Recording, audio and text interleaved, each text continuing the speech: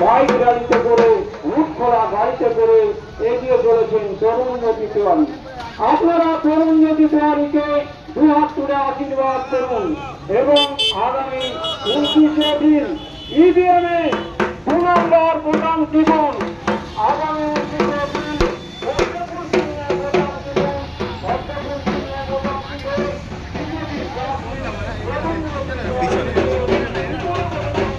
পিছনে